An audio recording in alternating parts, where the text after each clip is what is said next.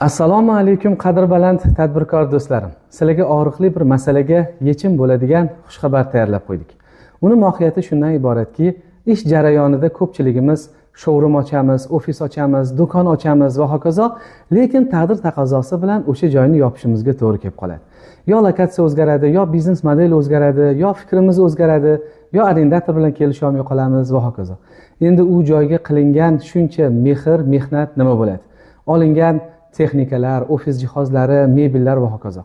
U narsani o'z narxida sotamiz desak, sota olmaymiz. Gohida o'nda bir narxini to'lab olib keta oladigan bir mardni topish ham muammo bo'lib qoladi.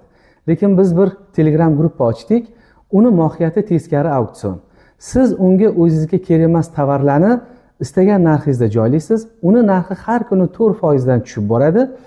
Kim ulgursa, o'sha narxni adolatli deb hisoblasa va shu tovar unga kerak bo'lsa, sizga aloqaga chiqib sotib olishi mumkin. Bu ofis va do'kon jihozlari degan Telegram gruppa bir nechta muammoni bir paytda hal qiladi. Birinchidan, sizga kerak emas bo'lgan tovarlar skladingizda joy egallab yotmaydi. Metr kvadrat bu pul degani. Ikkinchidan, shu tovarga ehtiyoji bo'lgan qaysidir bir odam uni qimmatga sotib olmasdan, o'zi adolatli deb hisoblagan arzon, ma'qul keladigan narxiga sotib olishi mumkin bo'ladi. Endi teskari auksion bo'lganligi uchun, har kuni narxi 4% dan tushib borganligi uchun ulgurib qoladi. Kimga ko'proq kerak bo'lsa, sotib olish tugmasini tezroq bosadi. Gruppaga a'zo bo'linglar. Uni yurib ketishi uchun hammamiz bir yoqadan bosh chiqarishimiz kerak.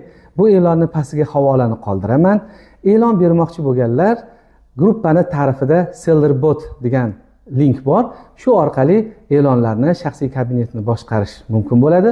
Hammaga omad tilayman. Kelinglar, shaharimizni ortiqcha musordan, pul isrofidan tozalaymiz. Ha, aytgancha, siz o'sha tovaringiz o'zingizga kerak bo'lib qolsa, istalgan paytda e'lonni bekor qilishingiz mumkin. Yo bo'lmasa, mana bu narxdan arzoniga sotmayman, undan ko'ra skladimda yotsin desangiz, o'sha narsani ham boshqarsangiz bo'ladi. Kelinglar, pul isrofiga yo'l qo'ymaylik.